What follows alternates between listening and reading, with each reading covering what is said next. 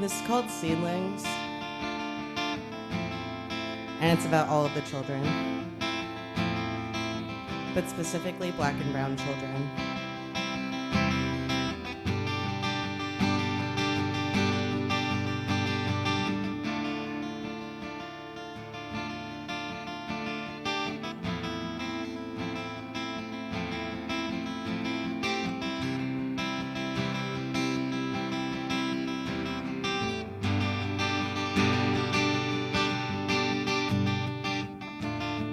Children running down lanes between the bombs, frightened and flattened into poetry, art, and songs.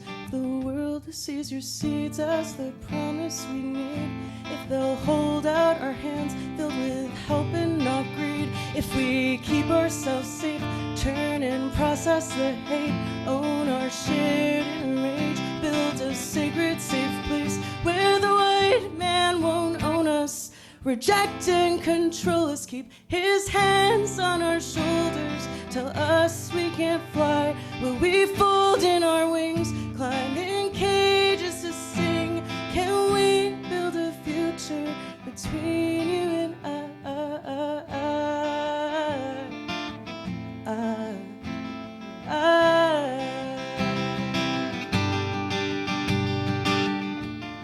We're building, we're breaking, we're sifting through all the lies, the things that they fed us, regardless of appetite.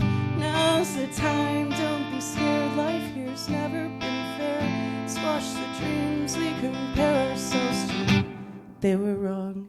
It was all meant to burn. We have so much to learn. Trust and peace must be earned. That's the truth. Let's go for the siblings, grandparents, that one mom who missed rent, the father who breaks bread, the children who sleep, for the rivers and valleys, the leftover families, my dog and my mom and the company I keep.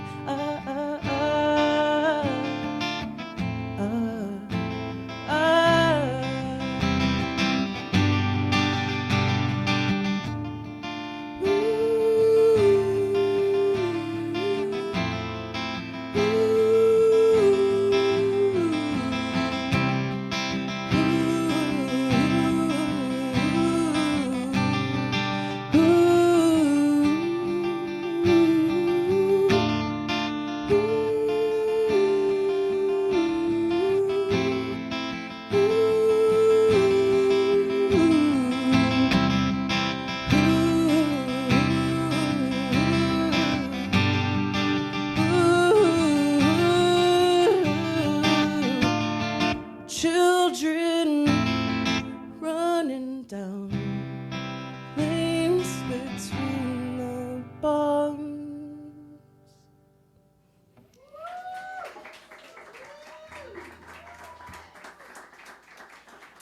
Thank you. It is a privilege and honor to share that in this very sacred space, and I would love to take this opportunity, if she's ready, to invite my fellow Bustena. Yes. You want to start? Okay. You want to do that one? Yeah. Thank you.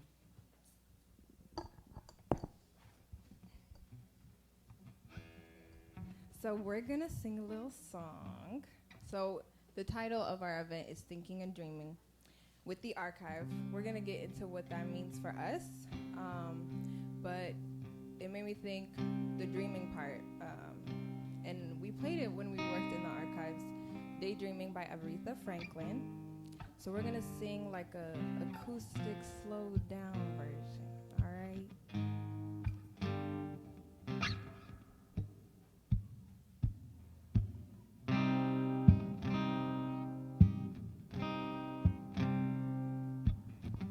Daydreaming and I'm thinking of you.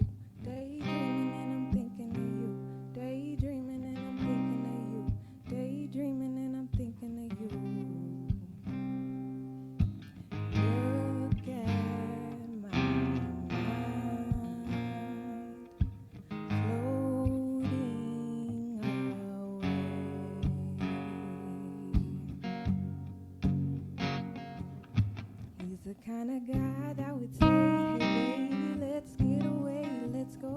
someplace where I don't care. He's the kind of guy that you give you everything, you trust your heart, share all of your love till death do you part.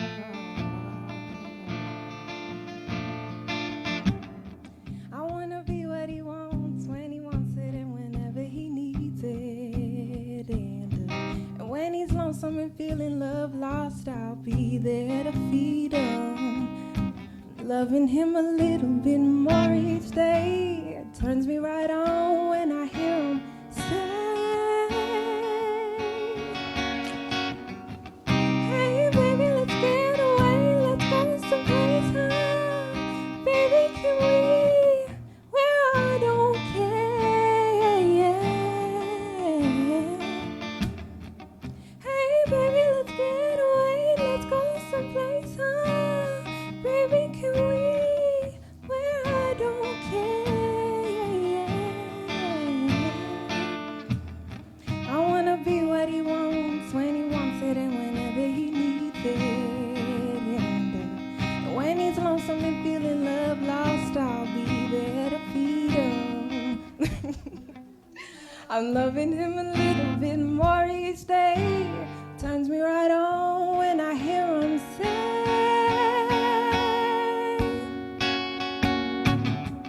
hey baby, let's get away, let's go someplace high. Baby, can we, where I don't care, yeah. Hey baby, let's get away, let's go someplace high. Baby, can we, where I don't care, yeah. Daydreaming and I'm thinking of you. Daydreaming and I'm thinking of you. Daydreaming and I'm thinking of you. Daydreaming and I'm thinking of you. Look at my mind floating away.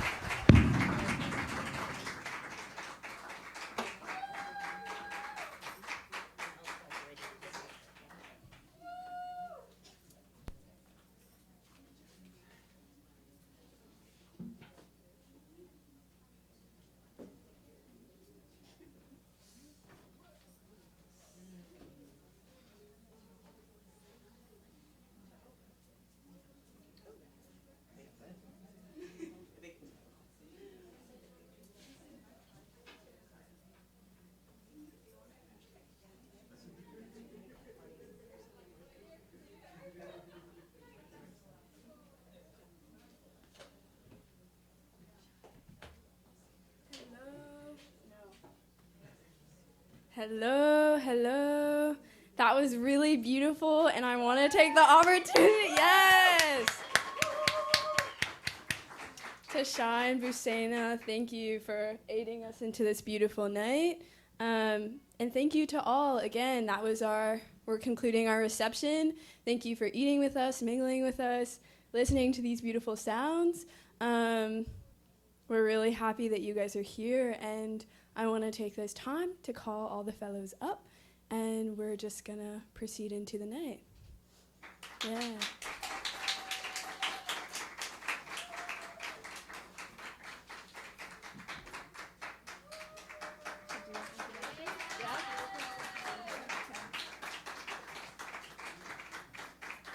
Hey y'all, I'm Busaina and I was a fellow this year.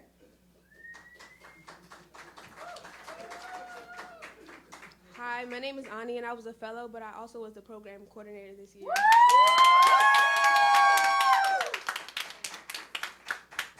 Hi, I'm Shai. I also was a fellow.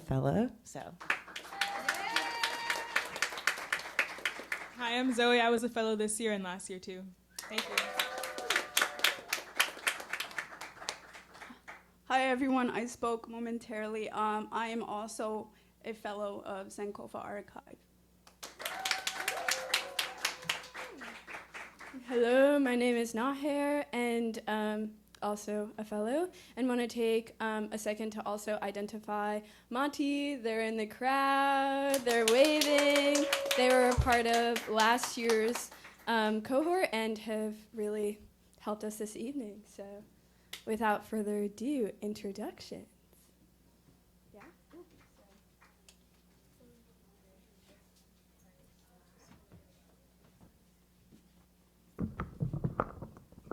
Okay, we'll just keep it there. Okay, so we're gonna get into, we're opening a portal right now, okay? And it is called the Sankofa Community Archives Portal. And we wanna, for us, part of this introduction is it's important to establish what makes the community archive part so important. What is a community archive? For us, it is a collection of material that is housed, stored, documented, digitized by the same people that it documents.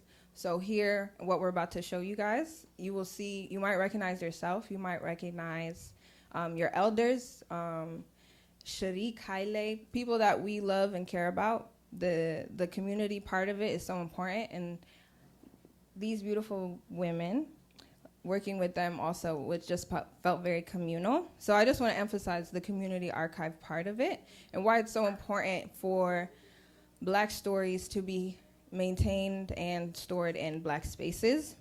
When we talk about archiving and the way Haile talks about reclaiming your story, reclaiming your narrative, this is such an important part of it because we do not have to go somewhere else to find our history. It's right here underneath you, literally, and above you and around you, okay?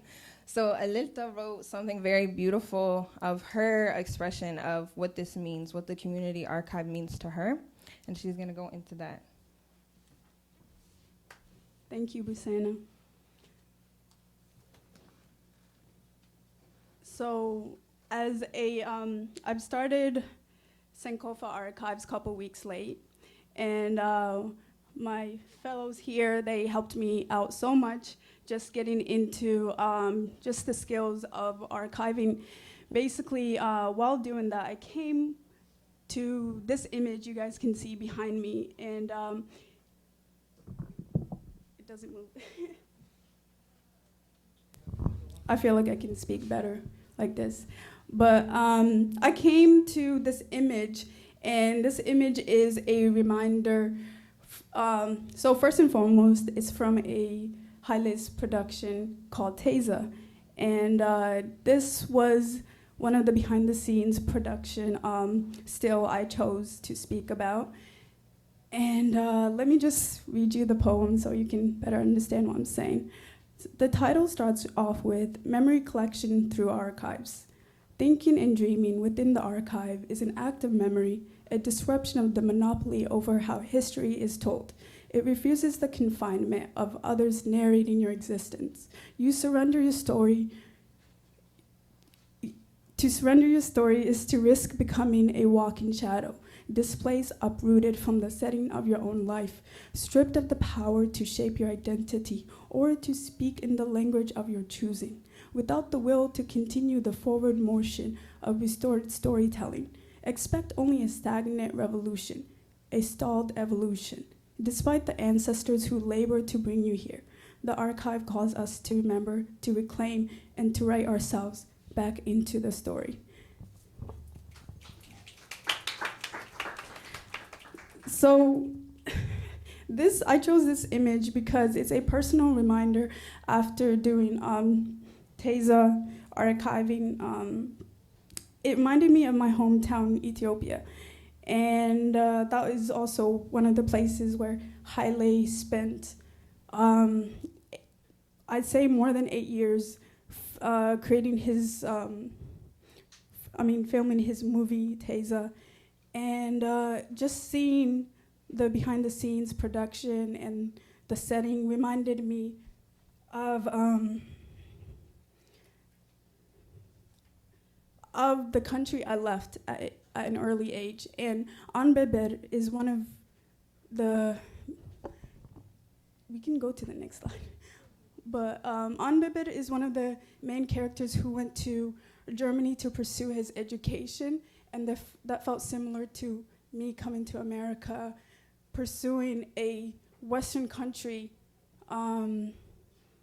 allowing us to develop this knowledge in a place that's not our home. And basically watching Teza, I felt this physical and spiritual disconnection from our land, and we have to go somewhere else to really advance ourselves. We can't be in our soil to leave somewhere else.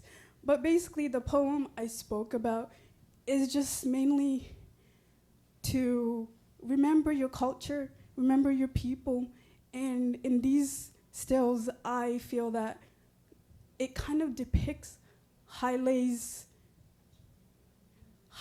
efforts to continue doing that.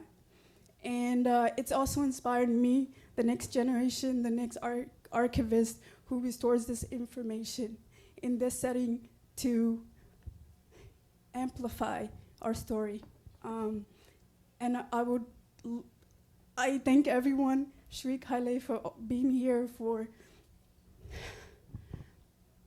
I don't want to cry, but if it wasn't for them, it wasn't for this space, I probably couldn't find my identity. Anyway, I will pass it on to Naru. Thank you.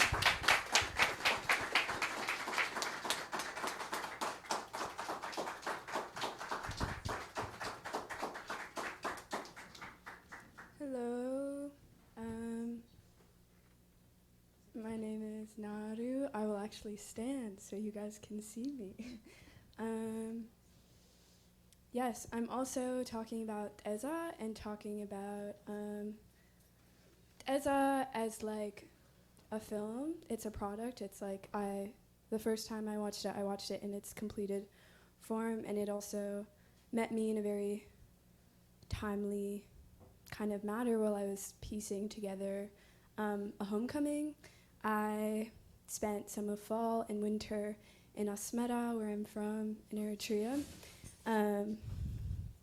And I think I needed a lot of support to kind of put together what my time was there. I think there was a lot of things that were being told to me in this space about what it means to go back to the place where you're from after so long, it being like a very Pan-African space, and ultimately feeling like it was just super romantic, super glamorous, my like arrival back to this place that I'm from.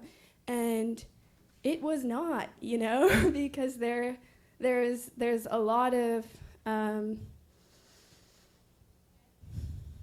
there's a lot of you that requires an undoing in such a collectivist culture, in Habesha culture, and that really kind of put me in a standstill with myself and what the kind of collective required of you. Like, in order to really participate in a collective, you must forfeit so much of what is private to you, one being your pain. And that's really how I arrive at this character, and how Eza, as like a product, really presented my world back to me. Like, there is such a psychological turmoil that happens when you reacquaint yourself with a place that you are from, and a really undoing that you just must kind of forfeit.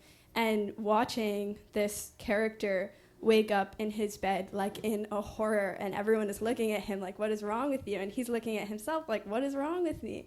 And it just felt like the language I needed to really convey what Asmara undid in me, and the ways that it kind of made me into a new being. And so that's one thing about what this film means to me. But the archive, being an archivist, in like processing these actual film stills, it makes you realize that film is not just a product, but it's a series of progressions. You get to see like these stills really are the crafting of this character, of his tones, of his contradictions, of his emotions. I mean, you really get to see like how Haile was configuring a person like this, a person and their return and their disfigurement.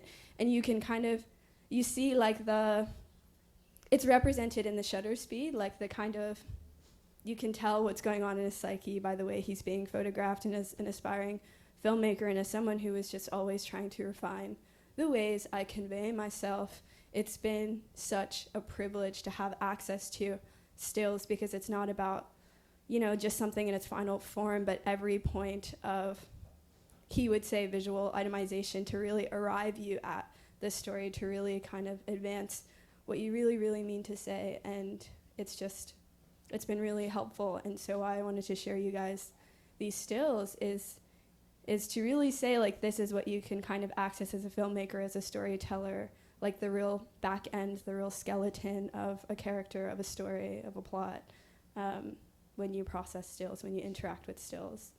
So I hope you got a chance to really sit with those photos, and I'm going to pass it on to Zoe.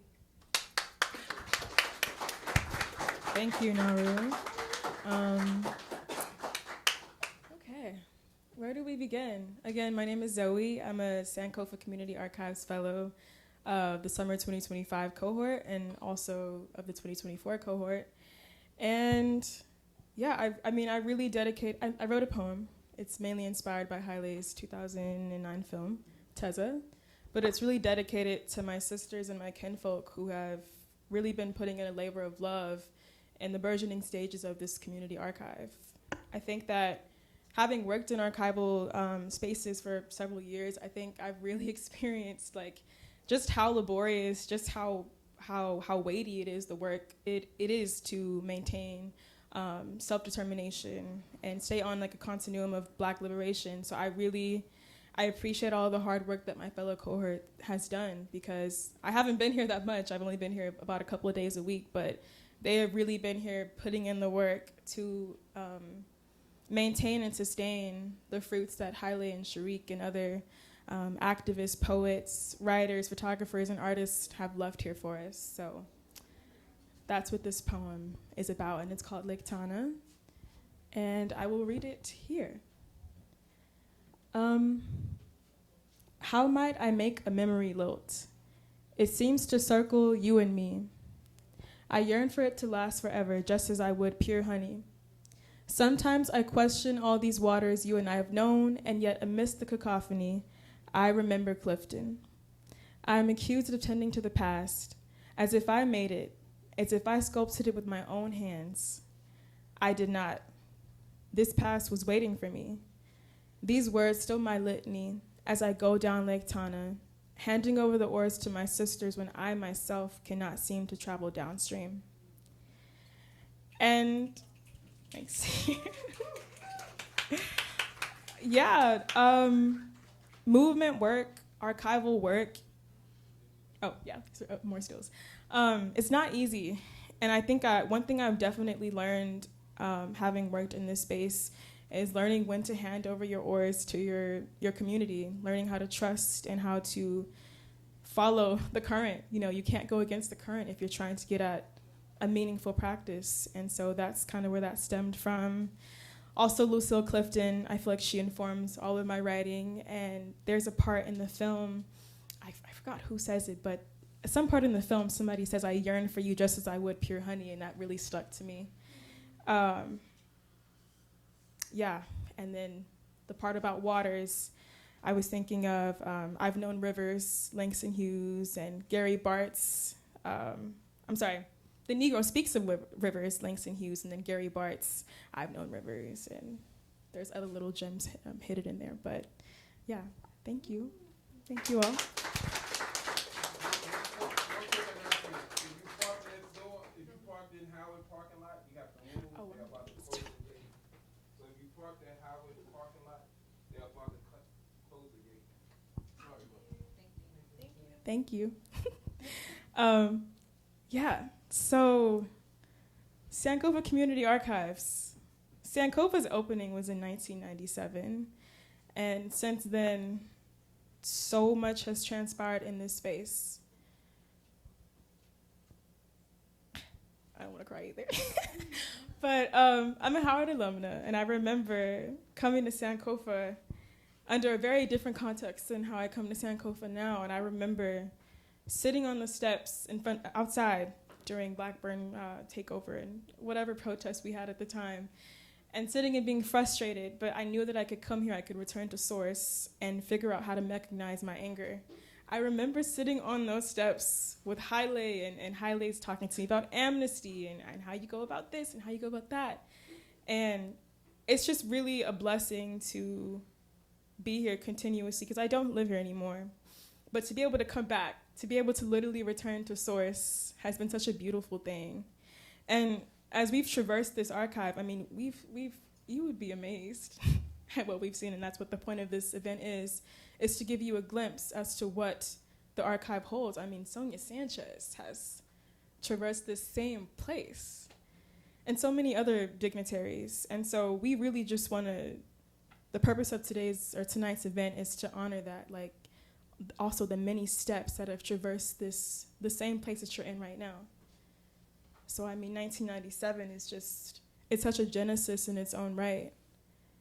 And yeah, the work that Haile and Shirikiana Garima have put into this baby, it's such an enclave of wonder, of intellectual curiosity, of movement work.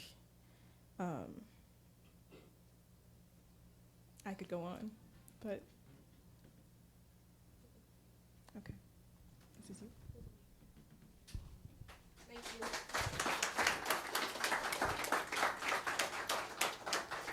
Thank you, Zoe, for that.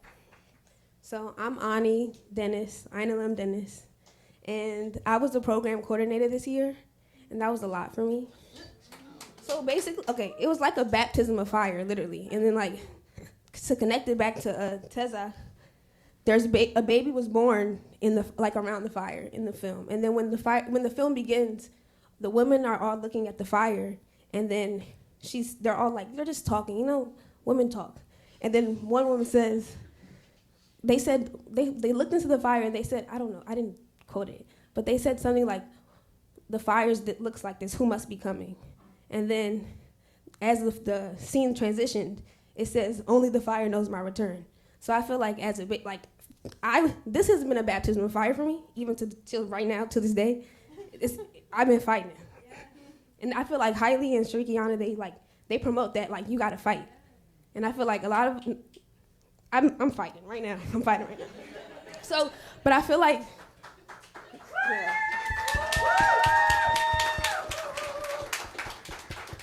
So the baby's being born in the fire. This is M. Berber's baby, and as Nahir said, M. Berber, I think I'm pronouncing it right.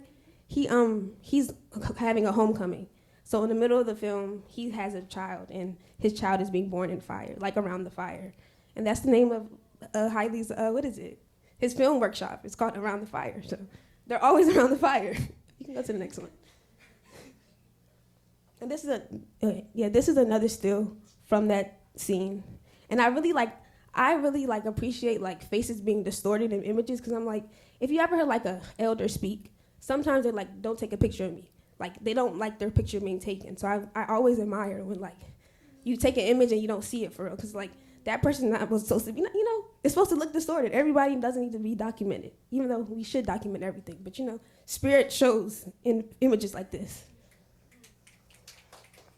So my next aspect of like being a community baby is that while I was looking through the archives, I found an old picture of my dad in Sankofa, like, what is it, in 1997? So I was like, that's cool, that's my dad. And then I really recognized it because he used to always wear that dashiki. And then it looked dingy at the time I seen it. So I was like, oh, that's why it's dingy. So that's like why I was like, oh my gosh. I think it's really important that we're doing this work, and then, that this is a community archive, and then like I'm a baby of this community. Like, I'm literally a baby of this community, and like I have a lot of love for it, but it's just different because it's like I've been here, like I've been here and I'm still here, I don't have nothing to say to that. And then this picture is from like our family archive basically, but my baby sister right there, you want to stand up, Alma? She can stand up. Her naming ceremony in 2007 was in this space. And when is it? Her name is Alma Asali Maliki Dennis.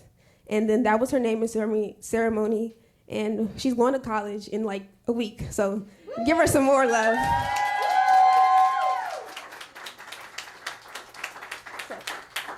So I think in like the first picture I saw was in 1997, and I feel like it's cool that this was in 2007 that my sister had like a naming ceremony, and then I have like document the years and the time that has went by within my family and with everything. So yeah, that's what I have to share, guys. Thank you.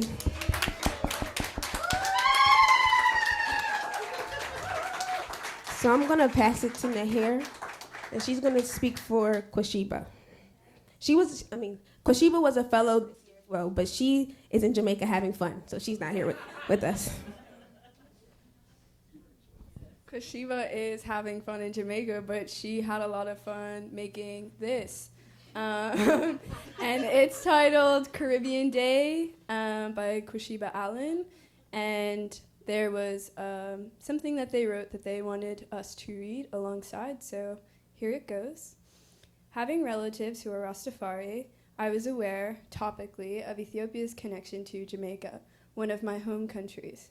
My interest in Ethiopian culture grew immensely by attending Kamal's Amharic community lessons, which helped me later when I saw Teza 2008 for the first time. As I scanned stills, Aron Arefi, and the other images from set, it felt as though I was traveling back in time and re-experiencing the film again. I also loved the outtakes, the selfies some of the actors took, and the gatherings behind the scenes. When I was going through one of the photo books in the archives collection, I saw a handwritten note that read, Caribbean Day 98, accompanied by a series of stills of crowds of people in front of Georgia Ave, gazing at the dancing Moko Jumbis. These stills sparked my interest in learning more about Caribbean Day celebrations that were, to my knowledge, discontinued.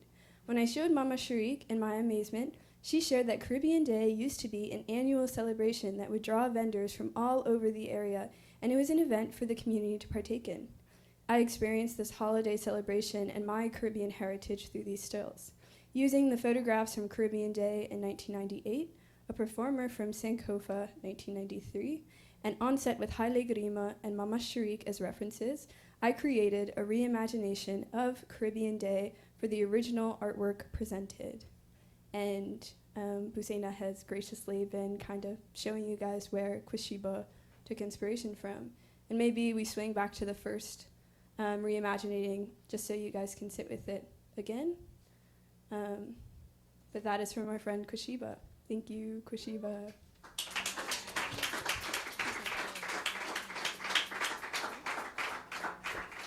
Now I'm passing the mic to Busaina. Okay, so I'm gonna take you guys through memory lane at Sankofa. So this photo is from Sankofa's opening day, which was on Mother's Day, May 11th, 1997. And these were some of the special guests who came to support. So we have Hakima Dubuti, Sonia Sanchez, Acklin Lynch, and Brian Gilmore. They came and spoke. I think Sonia read some of her poetry and just came to bless the space. So this picture, out of all the beautiful stills that I saw this summer, I stayed with this one for so long because Salome Garima is here, smiling so fondly and bearing a plate of what looks like really good food that Mama Sharik told me she cooked, like so much food. I'm going to show you guys on the next slide, but it's so much food, and she cooked it all. It was for the premiere of Through the Door of No Return. And yeah, this photo is just so, you just feel her warmth and her love, and she is also a contributor and a creator of this space that we're standing in. So I give thanks to Salome, and yeah.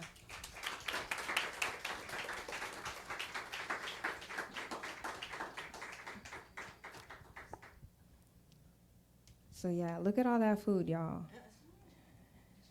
And these photos were from Crampton Auditorium at Howard. And so here is Haile and Mutabaraka, who was in Sankofa, and they're standing in Sankofa, the same one you're in now. And here is Ayana Gregory. Who here has heard Ayana Gregory sing? Mama Ayana. Yes, I heard her sing 2 years ago here at Sankofa. Her and Free Benjamin were singing a lot of beautiful, beautiful music that they've created together throughout the years. And so it was so wonderful to see her, a younger version of her, in the same space doing what she's been doing. And over here is Arts Under the Stars. This beautiful couple came, and it was an outdoors event, like right out in front of Sankofa, and there's a lot of people there, and it seems like it's what Sankofa people always do, which is gather and sing and dance and just bless musically, like through sound. And these are some more stills just from all the communal gatherings. Like, there's just so much that's happened here at Sankofa, and everybody, it's just very beautiful. So here you have a baby. I wonder where that baby is now. They probably still come through. They're probably grown in here. And a brother playing that South African, what is it? Kalimba? Yes. Thank you. And this I just love because Sankofa has always been a family space. So these beautiful girls sitting and reading, they look so beautiful in their dresses. We don't know the event, but it was one of several where family are invited. You can bring your babies. This beautiful couple standing here, this was at opening day on May 11th, 1997. I don't know what that man is doing in the back. He sees something that we don't. And this is the last trip through memory in my version. So this is the K Street location. Sankofa was renting a space on K Street, and this is also during the distribution of Sankofa. So you see Haile, and you see some of the cast. David White is in the corner looking very cool in his sunglasses. And the community, once again, like the black community has always been here blessing this space. This also for me is like a confirmation that Chocolate City was a real thing, because now as we already know what's going on, but this is the necessity of archives and archives in our hands, because we can say we were here, we've been here, and this land has always been ours. And then in this photo is the transition of space from K Street to where you are now, at the beginning parts of this building. And that's Tesfu Grima, Haile's brother, standing in front. Mm-hmm. Okay, and now Shai is going to take you through some more memories. Thank you, Busina.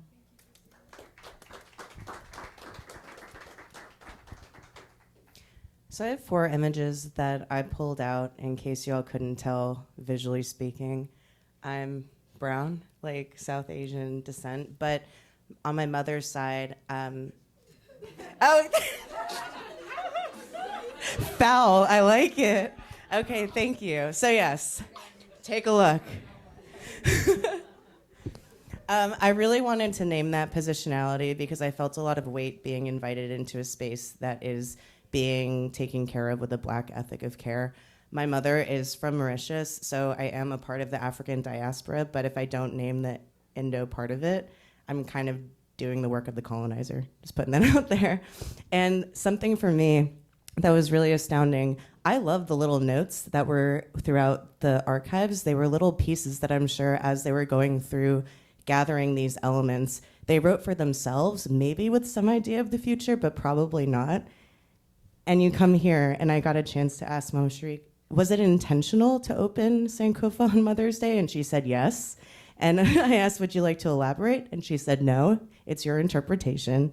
So for me, it really is so telling because I think a Black ethic of care is a matriarchal ethic of care, and I think that my mother being of the land of Africa and having that influence on her motherhood really impacted me, but the stories that she was told, the perspective she was told, were not the ones that really told the truth of the land and the struggle. So coming to Sankofa, reading books about Mauritius helped me uncover and feel a sort of homecoming to myself and where I am supposed to go moving forward. So the next one that really stood out to me, there was a collection of babies. They were so cute, but the same question arose: who were they? Who are they now? Do they still get to come here? Have they been displaced? Busina kind of touched on it, but to say it more explicitly, like DC is under attack, and it's important to name that part of the reason I was so moved to write that song is Sankofa is a liberated zone. So it's not about the grief, it's about the alternative that is presented as an opportunity for the community. So really grateful for that. And every single picture, and there are a lot of the community in the archive, helps remind us that this is a place we've been and will be. And together in community, we can keep it going. And then those of you that were here for the performance, music is a deeply important part of my spiritual practice of connecting both with people but also places. And so the history of dance, of performance, of art in this space or in spaces in which Sankofa is being honored is a really special thing to now be a part of with my fellow Busena. That's really, I'm just like realizing that now. So archiving in real life, this is cool.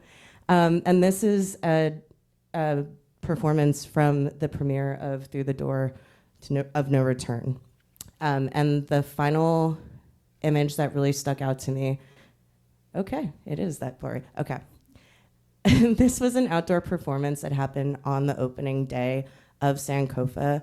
And I think one of the final things that I want to share is that the archival process really helped me realize that some things are meant for community and community only, and it is a gift to take some of your gifts and keep them for a select few. So as we continue to create a space that is really safe and comfortable, I myself will carry with me the weight of that responsibility in a beautiful way. It's like a gift and an honor to have. So yeah, archiving has really allowed me to think ahead about how I, as someone who lives east of the river, can continue to tell the story of my neighbors without then having that taken out of context and causing harm. So thank you. And our last presenter is actually not here physically, and I'm drawing a blank on who is going to help. Beautiful. Okay, Zoe will come back on stage to help introduce Nyla's pieces and reflections. Back again. This is one of our fellows who is not here. She's in Miami celebrating love. Her dad is proposed to somebody. So, but Nyla, that's my sister girl. She's a PhD student at Howard. She studies literature, and so she's a poet, writer, a dreamer. And so she wrote this poem about her time in the archives. It's called Swinging Back and Moving Forward. In the hush between the shelves, ancestors whisper in paper tongues. The air is thick with stories and the hum of remembering. I pursue the aisles like an altar, fingers brushing spines the way one caresses prayer beads. Every book a vessel, every page a libation, every word a seed, every image a story, returning me to the root. Thinkers. We're not done yet. In the archive our elders built, I learned the bones of this space, blessed again and again by tongues of old, pressed into our palms like offerings. In the archives the elders built, in the basement of one of my DC homes, I seen the first community members, Eleke's cool against their throat, mojo bags spelled pressed against their chests and waists. I reach into the memory of this space until my hands grow soil deep, turning me to their root. Nyla Jones.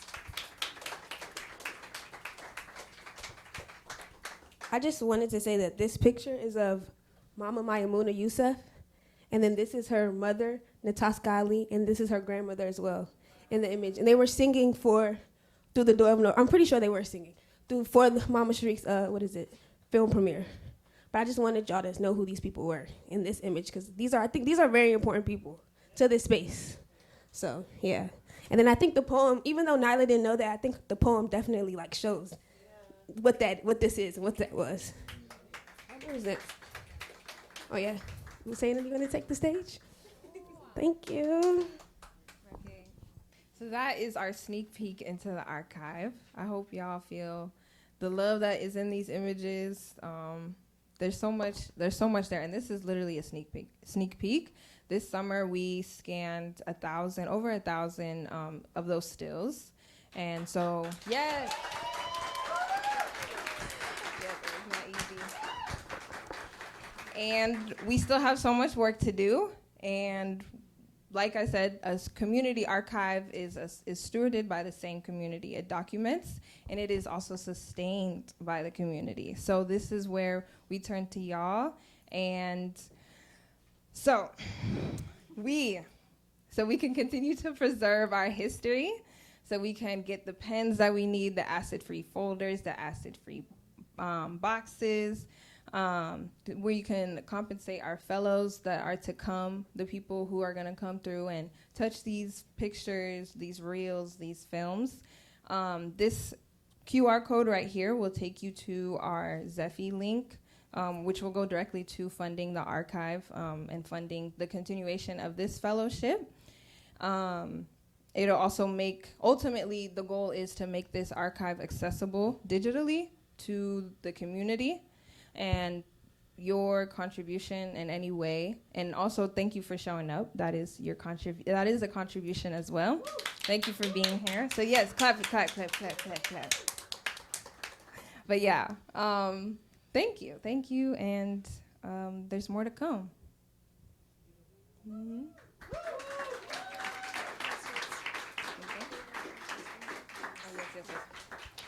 And now I would like to invite somebody so special to me and everybody here.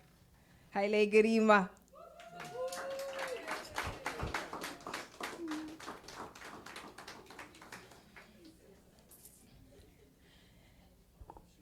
Yes, and Mama Sharikiana. You will hear from them, and also you guys will get a chance to ask questions about anything you saw today, more information on our community archive, and yeah. And just a little bit of homework to make sure nobody's car gets locked in the parking lot. It is a Corolla Toyota, gray. The brother's trying to be real nice. He said he'll give us 30 minutes before he locks it up.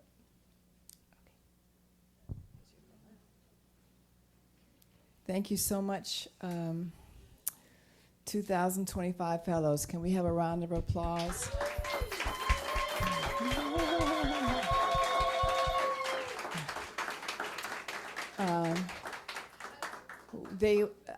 If you haven't figured it out by now, they are entirely in charge of this whole presentation.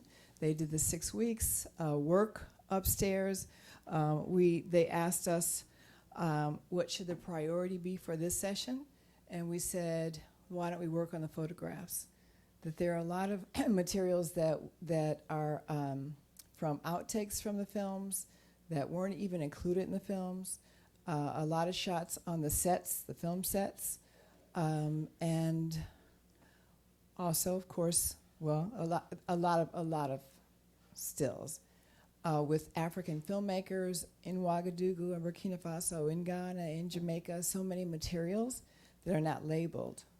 So if tomorrow's activists, filmmakers, etc., want to have access to that material, they won't know what it is. And so since our minds last for a limited amount of time, we were like rushing them in here. Okay, hurry up, get in here, label them, ask us what they are, we'll tell you. And so that was this summer's priority. And so that did give them access to a lot of still materials from films. They chose what they wanted to present tonight. So they chose these topics, these sections. So we did encourage them to tell us how they related to them as they present them. And something that I'm learning from this experience is that there is such a thing as community archives. And it really is a learning experience for me. Yeah, you can clap on that. Because clap and snap. Because it's, I didn't know what we were getting into when we said, hey, we have to find a way to protect our materials to make them available tomorrow. At least, digitize them and say what they are, and let's go from there. And now I'm learning in this process that there is really another level of stewardship. Even seeing you guys present made me proud because I saw what it meant to Aini, for example, to see her dad when he was a young man. I mean, we're preserving these kinds of things in an institution, not just in your home with your family, but we're saying that the institution claims and values its community's memories. And Sankofa is such an integral part of our community and vice versa that it's entirely logical for us to be a place that houses these memories. So thank you so much. And I want to also thank you so much. And before I pass the mic to Hailey, I also wanted to just do a shout out for the mayor's Summer Youth Employment Program, because we're Marion Barry's Summer Youth Employment Program, which still lives on and helps us very much to do the work that we're doing. That's one of the reasons why it's a summer program. So if we get our druthers, we will have a program that's funded in other ways, so we can have a summer session and then we can have a session outside the summer as well that's funded. So that's what we're working on now. We're raising money to do that, and we're also, of course, looking for grants to support that idea. I know there are other things that I wanted to raise and that they will come to me. We also wanted to make sure that we is anybody here a friend of Sankofa?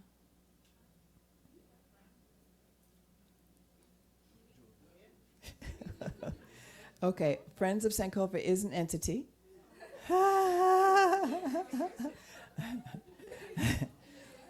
It's an entity that was created in order to support the work of Sankofa, the Sankofa umbrella. So the Sankofa Community Film Archive is a project of a nonprofit that works within this umbrella. The Sankofa Film Institute is a nonprofit entity that does the archive and that does film classes. Sankofa as a name makes sense for that entity as well, but it is not a bookstore project. We work together as partners. So that's why you'll see, that's what this says, I think, and you'll see Positive Productions logo, which is a DBA for Sankofa Film Institute, and it is tax exempt. So any donations are tax exempt for that entity.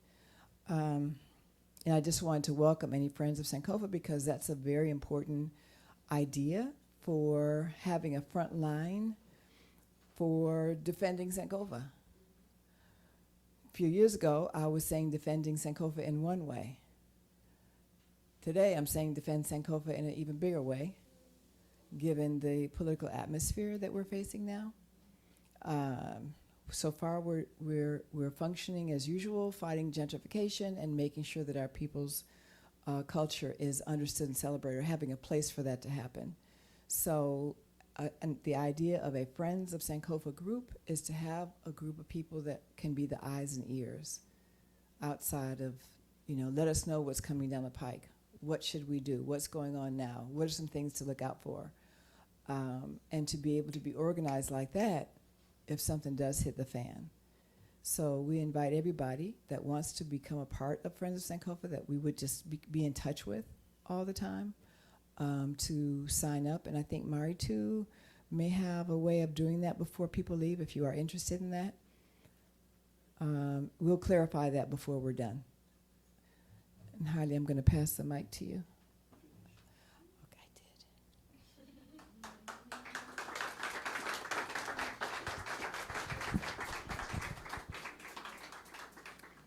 I don't know why I'm here, but I just want to say a few things. One, thank you, folks, you young people. Thank you so much. You've come at a good time to, I think, rescue our intellectual property from going to a white institution, because that's the choice that most filmmakers that we come out of are doing. Most of my friends are giving their films to white institutions. They're giving the history of their production struggle to white institutions. And I have always hoped Howard University would have an archive for film. I held for a long time not to offer this collection to.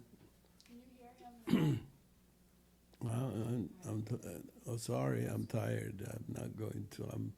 I'm trying to finish another film, 30 years old film, so I'm not going to do a cabaret, stand up and dance all over the place. And so, anyway, I want people to really know that we come out of a resistance movement of independent African and African American cinema from the 1960s. We have leaflets, Friends films. We were, in fact, Shirikiana and me with other independent black filmmakers started one of the earlier independent film distribution companies, which is Maifadu, which is got this location. And so I just want people to know we're not trying to archive entertainment, black people entertaining or entertainment black stuff. To me, you had enough of that. That's all over the world. Black people, 24 hours, entertain the world in a very even mindless way, and I don't even comprehend it. But I would not want our struggle or our collection or what we have been doing marred with that kind of mindless entertainment while the world is going through some dangerous situation. And so I want people to realize if you're supporting us, we are really a resistance movement. We were born out of resistance. Our cultural expressions, Sharik's film, my films are about resistance, locating in a very combative way the Africanness of our people. Africa is not just apologized or, we're not exoticizing. Africa is the very identification with Africa is a proposition to resist and make revolution, in my view. And so we also value black elders. We value their experience. We do not judge them. And one of the biggest collection we have is documenting black folks over 60 in the Washington, D.C. area. In some cases, we even have all the way to North Carolina. We have collected African descendants who are children of the resistance movement. And those films, due to lack of funding, they're not edited, but they are all documented. Shirikiana and me believe anybody aging, we make sure they are documented, even if we can't afford to edit it. So we're waiting for young film editors to say, I would working in the white plantation, I'll come at night and edit the film of Doris Ladner. That's the kind of black people we need. That's the kind of young black people we need, and I think you guys represent that, in my view. And so we also, with the documentary film, The Maroons of the United States, that we're doing is a 30 years project that we've been producing. This is a documenting of black people in the Southern underground that went all the way from South Carolina, North Carolina, to Florida, Florida to Oklahoma, Oklahoma to Texas, to Mexico. And the descendants in Spanish tell you where they came from, Mississippi, Alabama, running away from slavery. And so, yeah, we believe a lot of young people should see that black people were not born to be spectators of white history-making process. We want to negate that. That's why I say we come from resistance. We want our young people to know they make history. They're not spectators of white reproduction of history. And that's when we succeed, when white, young black kids make history, not loud and bombastic claim of things, but serious struggle to make change where nobody takes black people for granted. In a world, we don't have to change white people, but change ourselves to a point they have to reckon with the new person we are. And so the cultural manifesto is this. And we have a lot of documentation from Cuba to Africa to Japan, because we've been involved in the activism of this, films, this film counter or film and social change, I should say. So I just wanted you guys to know, do not come as a missionary to help us. Spare us. We don't want black missionaries. We want you to struggle. You want to struggle? We have something for you to do. Thank you very much.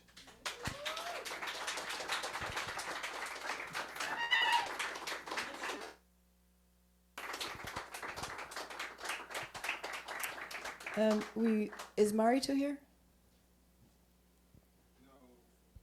No. Okay.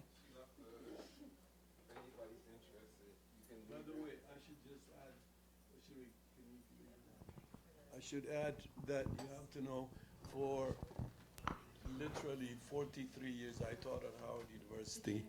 For 43 years I taught at Howard University. But everything we did there, we are the custodians of it. Howard doesn't even know what, who or whatever. I don't want to get there. But for example, we did a Paul Robeson Film Festival. And now that festival, we took it to be part of the Ouagadougou Festival. It is this organization, Shrik and me, who took it there. And so there was a lot of call from Howard University.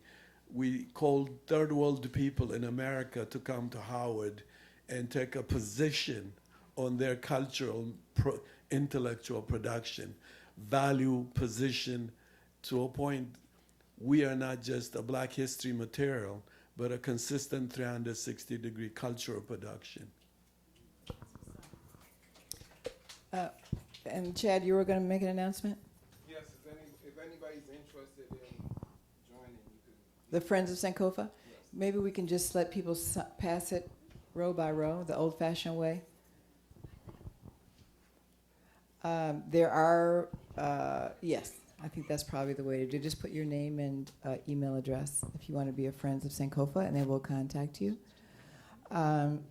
We also, the reason that we had a reception at the beginning was specifically to have a moment to thank publicly our donors that were considered gold donors. And I don't know how many of those people are here now. I know we have one of them here. And I would like the person who is going to thank them from our fellows to bring the certificates up now so we can thank whoever's here.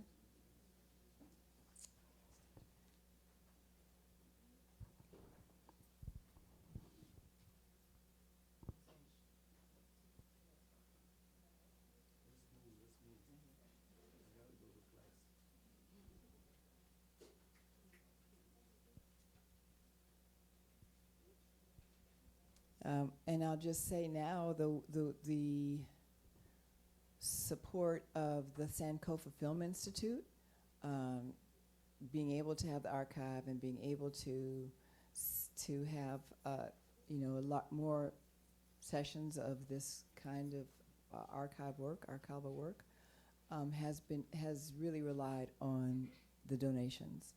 And are you thanking? Okay.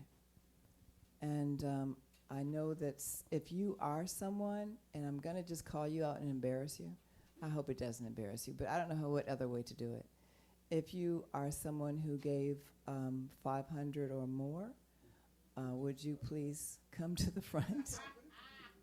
And that includes monthly donations. Please don't respond to that. I revolt against. I'm going to get up and go. And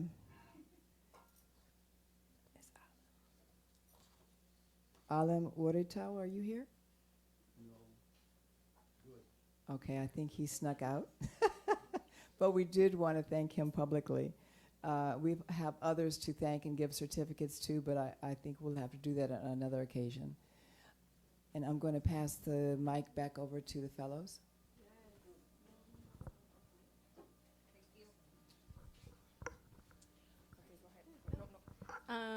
And this brings us into the portion of the night where we're going to do a Q&A.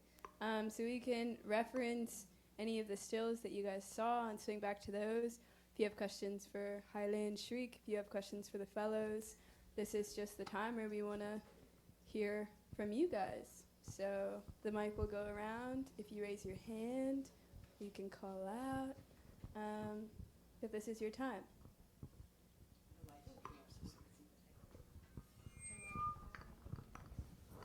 Thank you. Fellows, yay! You guys did a wonderful job. We watched you work through your nerves as young people, but the work you did is like super amazing. I hope you guys are praying as you do this work, because you're hitting it. To Baba Haile and Mama Shrikiana, I'm just inspired to bring a group of students on a group of students who volunteer, who realize that this is movement work. And I can say I have some students who are sensing that something's not right and I have to do something. What can I do? So how would I go about organizing a group of students to come consistently during this upcoming school year to work with your fellows or just to work?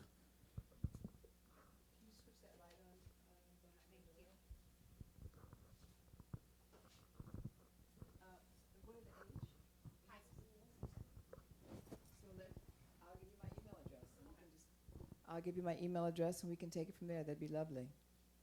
And if it's not the archive, it could be something else.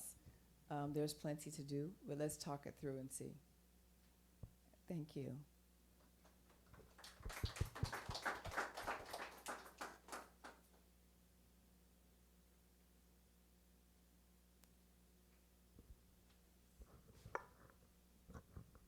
Good evening, everyone. I want to thank you also for this very beautiful, very moving presentation.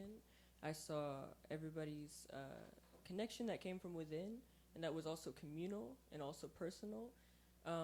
And I was struck by the quote of "Only the fire knows my return," and that birth and that scene of fire, and thinking about kind of like the fire next time, James Baldwin, and kind of scenes of a kind of an apocalyptic scenario, or kind of the last shoe falling. What is it? When the other shoe falls. I'm thinking about this anticipatory moment that we have right now, where we know we come from this legacy and this tradition of resistance. We know where we are if we read, if we listen, and I guess for this unsettling feeling in DC, in our community, and just the Black community at large, I'm wondering for Baba Haile and Shrikiana if you have an interpretation for this "Only the fire knows my return" for this contemporary moment that we're facing right now.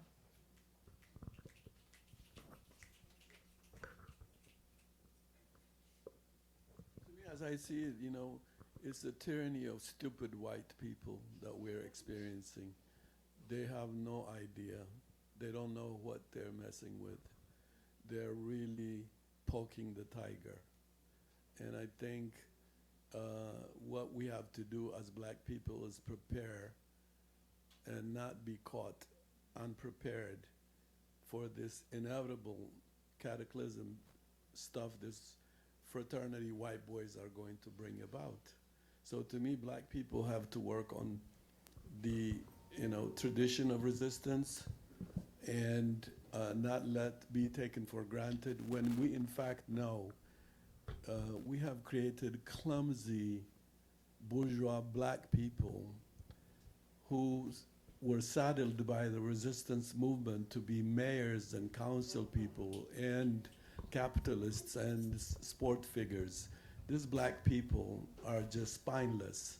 And this white people knows that this is it, this is what we're dealing with, but they do not know they're just playing with fire, as you were implying. So for me, I think we should just be very deliberate, pragmatic, analytical students of history, and we'll find our task in that. Task is not that's something you invent like a fashion show. That's what happens to black middle class resistance movement. It becomes a fashion show. Why? Because capitalism usurps it, makes it a material struggle. So it's limited. So for me, to study, to change the world, has always been the task of all oppressed people, not only black people. All oppressed people's task is to change the world. And then the other people's task is to keep the world as is, to continue to own everything. However stupid they are, they still, this guy in town is a criminal. He never succeeded in any venture. He's not known to have passed any class. And he's taken over the country, the cultural. He's moderating Kennedy Center. So you can tell the empire of the poverty has begun. But where are black people? Are we going to be flimsy with it and taken for granted? To me, for example, the targets are black little kids in the community. That's the ones they want to subdue because they're the ones that are not subdued. The rest of us may be subdued by class, material interest, property, etc. But they're black kids that are completely going to really bust loose. And at that time, where are we? Those who study books, who read books, who are intellectually thinking about the world, where are we? Are we going to redirect it to be constructive liberation movement, or just a chaos of destruction again where black people end up losing?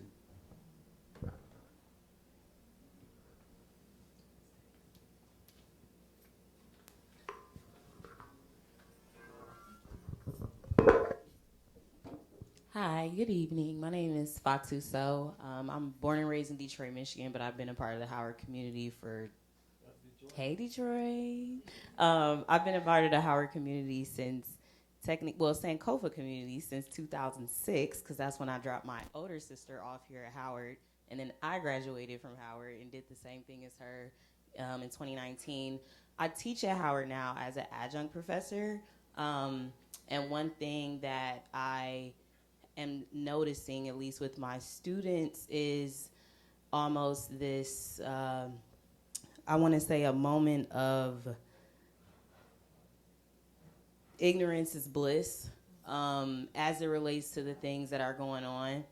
And something that I'm trying to take charge more now that I'm fully at Howard is how do we empower our students to remove the distractions, because there's so many, like the phone, the news, just all these things that are clouding their brains. And even for me, it's difficult. I'm in my late 20s, but, it's still a distraction. So how do we kind of cut out the noise and get them back thinking in these ways? Because it seems like it's recurring, right? Like you guys have been here since the year I was born, 97, and I've been here at least for the past 15 years. And I'm kind of seeing recurring themes, but I'm a little nervous as to where that will go. So like what advice do you have to educators that are teaching Black, brown, all students And what advice do you have for us as well to take our own charge, but to charge the students and to charge ourselves? Well, I don't know, like the field where you are. I was in the film School of Communications, teaching film, and what I did was I think I did not, I know what Howard is. It's like Howard is like this African governments in Nigeria and Uganda. They're not up to their historical placement. The best part of it is black kids who come to Howard. They cross so many states to come to Howard. They're the ones that I felt were my faculty partners. We taught together. We taught each other together. And those are the ones I earned in the end, not Howard. I don't want to even walk there anymore. So to me, I think you should make sure you teach outside Howard. You expose your students, you take them to even the court, a hearing. You take your kids, if it's journalism, if it's filmmaking, you take them to the black community and the prison, and not just be locked at Howard. To me, that is how I survived Howard. To me, like the first film we did was on the Wilmington 10 political prisoners. The documentation we did from here to North Carolina is mind-boggling, and it was all my students and me who did the movie. Then we did a film called After Winter, Sterling Brown, about a well-known, very, very important teacher at Howard who was neglected at Howard because he's very militant. And we did a documentary with my students and him. Howard didn't support me. We did it on our own, with our own resources. Then we did a film. This is all my students participating. When we did the film Ashes and Embers about the Vietnam veteran, a film I made, my crews were, except the cinematographer, were all my students. We went and we shot in Washington. We shot in Buckingham County, Virginia, where we literally camped in Virginia and Richmond. Actually, we housed everybody in friends' homes in Richmond, and then worked to shoot the film in Buckingham County. When we did the Wilmington 10, I took all my students and dispersed them to at least 5, 6, 7 families to stay with. So the crew was living with the family. And every night, our experience, we shared, when we got back to Howard, we shared what the sister who Sharik stayed with, whatever experience. I was blessed to have stayed with Miss Webb, and Miss Webb was like amazing. She don't follow nobody, including Martin Luther King. She just says, what did God to do for my kids? Their kids go to college. Where are my kids? She's very militant. She says, one day at Sunday, I said, Ms. Webb, aren't you going to church? She said, for what? To give the preacher my money? She's amazing. And one night we were together, a fireplace again, sitting, 2 o'clock in the morning. She's very short. I kept looking at her feet. It doesn't even touch the floor. And suddenly she said, you know what? Castro is the only black man who knew how to deal with this white man. For me, until I meet her, Fidel Castro is white for me. And then I realized, based on resistance, he's not white for her. It enlightened me. So I'll never forget her. So for me, my sister, teach outside too. Don't even be limited to this co-culture with fellow faculty. Eject, reject, go. You spend so much time on stupid meetings. I never even went to no graduation, even if the president threatened me. I never went to put that hat on. I'm more interested being with my students in a restaurant and arguing about film. That's how I spend my time, and that's how I grew as a filmmaker. So for me, I think the best you could do for young people is to always break the barrier of university class. You know, when I came at Howard, you know, black kids in Washington, you know, at UCLA where I went, USC is a white school, a white university, in the middle of the black community. And they have barricaded a white oasis in the middle of the black inner city, a university. And there's always a clash between black kids of that neighborhood and these white kids. So the white university built a cultural center for black kids. Okay? Howard, the black kids coming completely reject black kids coming into their party. And clashes used to come. I don't know now, but it used to be a major problem. So for me, break the barrier of this black bourgeois institutions because they're counterproductive to education. Otherwise, you're creating a dead graduated class who fit in the system and become tissues of oppression.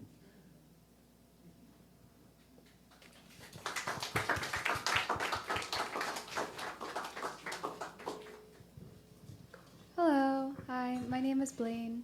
My question kind of builds off of a point that you brought up earlier, how there's like this divide in intellectualism amongst the youth that prevents them from fully engaging with archival resources and gaining that kind of like literacy with primary source material, and how that prevents like progress when it comes to promoting marginalized histories and like further unpacking them.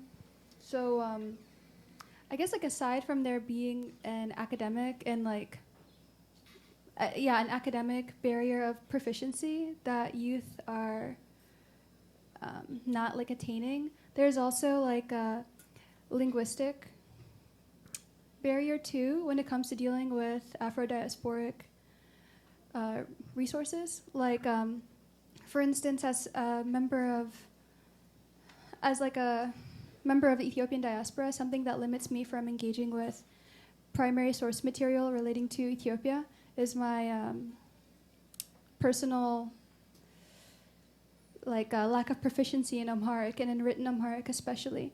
So one question that I have for the both of you is like, what do you recommend young members of their respective diasporas to do when they're engaging with Black histories? Do we situate ourselves in our material circumstances as transnational people and kind of like live within that Anglophone dominance that we're subjected to? Or do we, try as hard as we can to learn our indigenous languages, but as a consequence fall into those trappings of, like Western paternalism? And especially when it comes to like, our very sophisticated and like expansive indigenous languages, there is that huge learning curve when it comes to that proficiency, whether in Amharic, Tigrinya, Oromia, which also has its barriers, or Arabic. So I'm wondering what you both would recommend to young future archival workers. So I think Harley can address that best because I know he's had to face that as well. But in our case, for example, a lot of the materials that Harley's been trying to access for this current film, Black Lions, Roman Wolves, have come from an archive that refuses to share that material. Now, the archive is Italian. It's a state archive. And so we've been trying to get that material to show how Ethiopians fought back against the Italians, the bravery of Ethiopians, the courage of Ethiopians, the calculated organizing that went on with everyday people, regular people with no shoes, et cetera, but the determination to protect their sovereignty against a whole Western state. They weren't going to give up that material and still have not even, I think there may be some pieces that are missing, but it took over 10 years, 15 years to just get access to that material. Now, these are images, so I guess I'm just saying that this is not quite directing your question directly, but it doesn't mean that engaging in one's history is not possible without knowing one's language. That images, for example, are there.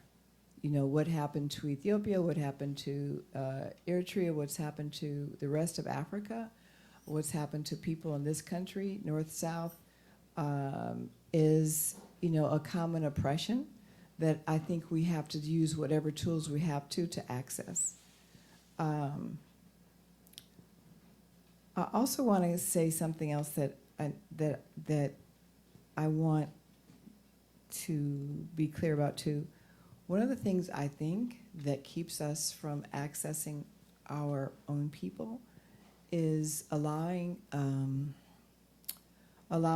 ourselves to be told that we're different when we really are the same. So that difference can we can be accused of being different by people who speak the language, or people who say we're not good enough because we don't speak the language, or we can be told that we're better because we're at a university and somebody else is not in a university.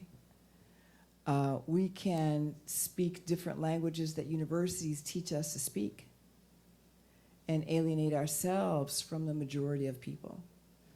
Forget Tigrinya, English, Amharic, whatever it is, whatever that elitist language is, we may not be able to speak what everybody else speaks because universities teach us to speak something different.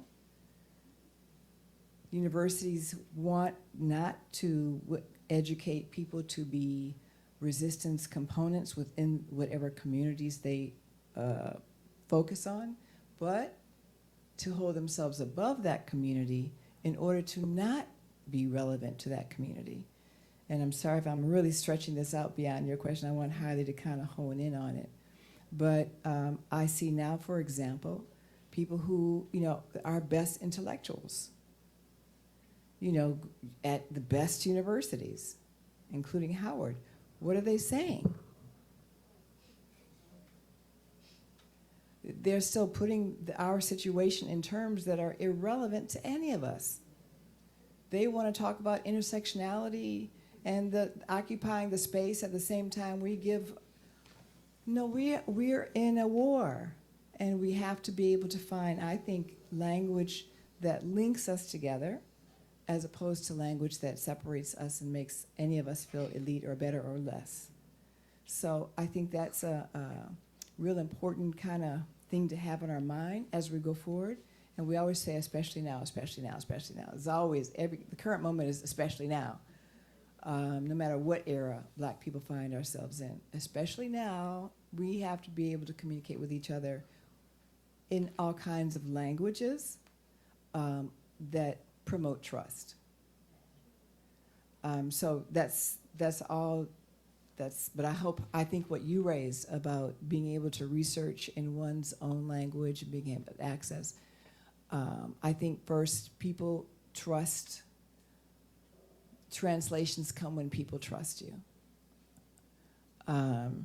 We did Sankofa was done in Africa, in Ghana, and we worked with a lot of people whose language we didn't speak.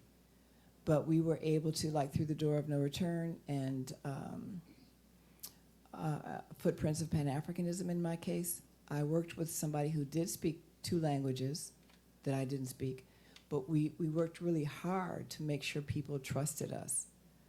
And so the person that knew the languages had to trust me, and I had to trust him because I needed him to be able to translate according to my feeling and know who I was and know that I wasn't there to cheat anybody. So those kinds of trust relationships help a lot when trying to bridge the language gap. But I think the first thing is to legitimize oneself in whatever language we speak. Take oneself as legitimate in that language without letting anybody say, oh, you don't speak Amharic? My children face the same thing. Oh, do you speak Amharic? Do you speak, what is your language? You don't know Amharic? So they're supposed to be feeling like they're less because they don't, but we've really worked hard to make sure they feel firm and solid in their identity. Yes, you are Ethiopian. Speak in the language that you speak. You are African American. Speak in the language that you speak. So making sure that people know who you are because you tell them who you are. And standing by that, I think, is a big step toward that process. Well, I want to jump on the archive first.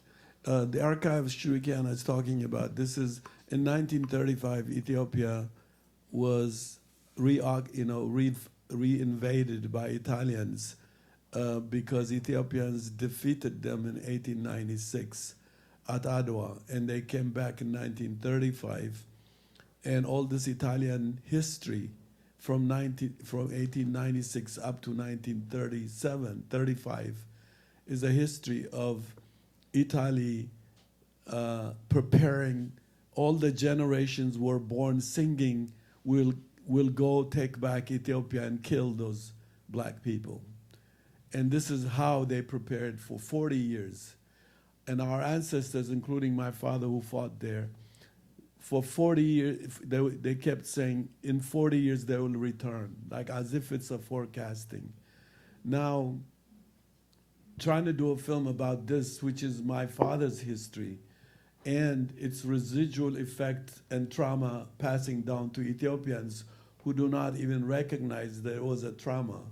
Because this is the first time, a lot of time when I went to school designed by Euro-Americans, the Second World War began when Hitler goes to Poland and Austria, when in fact in 1935 millions of Ethiopians were poison gassed by fascist Italians. That's the first encounter next to Mongolia. But Europeans tell history of their calendar. Not only is this an issue, in this battle, Ethiopians fought the Italians, were filmed.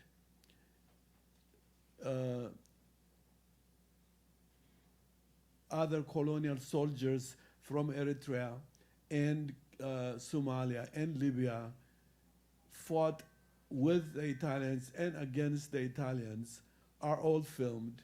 And I want this film archive. And the Italians said, for a whole 20 years, said no, kept giving me all kinds of excuses not to, yet they continue to share it with white filmmakers. And so this just shows you the battle for the archive. And now, in fact, I thought Sharik was going to go into it. When we released this film, which I made using their own camera point of view, my story, we want to also begin petition of making this history archives of colonialism accessible to all African future filmmakers.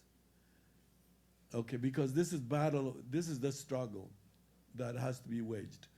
In terms of the language thing you brought, it's your job to liberate the idea of language. For example, my problem was Italians' point of view of the war, and Ethiopians' point of view was also messed up, because the Ethiopian mindset was British mindset.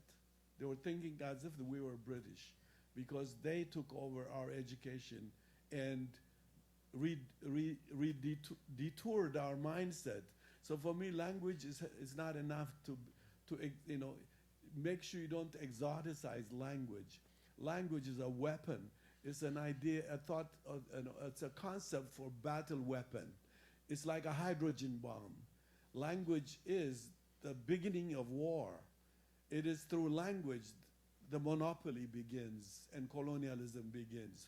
And so for us, whatever, without, all of us should learn the language we want to learn, but make sure it's not a colonially contaminated language. Because for me, I was miseducated by the British, and as I went, and thanks to my father, who challenged me always to make me think different. I have made a film to show another point of view of that battle. And so for me, language is not enough. Language gets to be too exotic for a bourgeois class to brag about flaunting the way French flaunt their language as the beginning of language. The French think language is there. For me, I always felt it's a ballet dance and lips outside. It's nothing. I never cared to study French, except when I wanted to, I thought, communicate with, Francophone Africans. But then I said, even no, I'm not going. I have enough one colonial language that has messed me up. English, that's enough.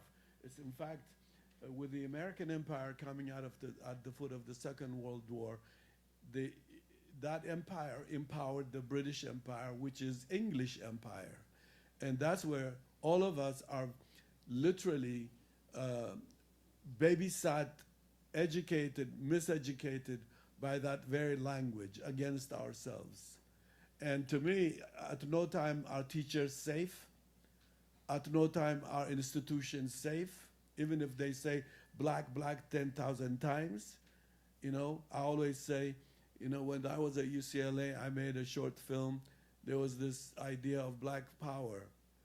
And I made a film, Opening the Hand, and it has drug to kill black kids. So for me, what do you hold? What is this black power? To me, it's not enough to say, I'm a man. It's not enough to say Black Lives Matters, because to me, it's unexamined logo, because it does assume black people do not care about black life. Are we talking about white people? Then if we're talking about white people, why do we first always create a weapon to appeal to white people? Why not change black people? Why aren't we so focused changing black people? To me, the problem of our problem is changing each other, not changing white people. White people will revert back. This whole civil rights movement, after we thought it did all this liberal interracial planet, look where they are now. White people should be ashamed for this white racist people to come out of their bosom. Okay? But we still focus trying to change them. And yet, my problem is changing black people. I have always felt, how do I make another independent black filmmaker join me to unite and make films together? That to me is the revolution of black people. Changing black people is long term. Changing black people is the hardest one, but it's a long-term change. But it's the easiest one is always to exoticize the struggle, appealing towards white people.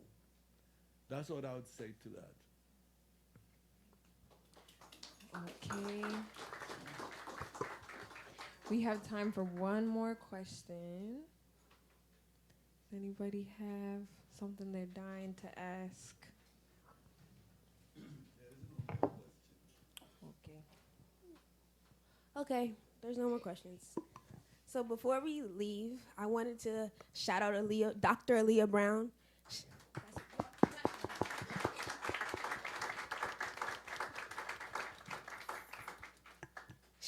She's the head archivist of our community archive. And last year, me and Zoe and Mati, we were downstairs working with Aaliyah a lot, because the media that we were digitizing and cataloging was way harder than what we did this year. This year was only stills. Last year we had to read, we had to sit, and we had to sit with the material a lot. And last year and this year, Aaliyah helped us a lot through the process. I love Aaliyah so much because I personally don't come from a background of archiving, but I know enough now, and that's because Aaliyah's good. She's bad at what she's doing right now. You know what I mean? So she's good. So I just wanted to shout out Aaliyah before we ended. Yes. And that is actually such perfect timing because I'm glad you brought up Aaliyah and really, well, these flowers are for you, These flowers are for you, and you do so much more because You totally downplay it, man. You are our rock. You know so much more than you lay on, and that's a part of your strategy. You have held it down for us, something so serious. Oh, you deserve gardens and gardens, man. So...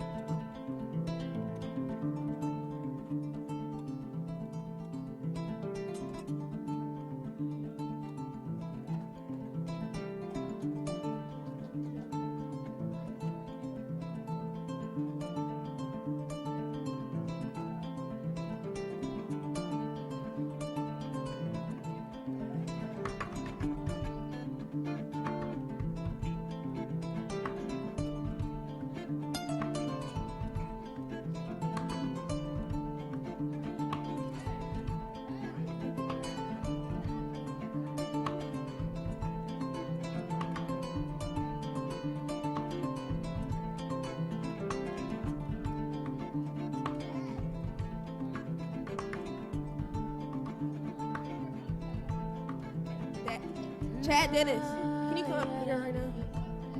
Come up here.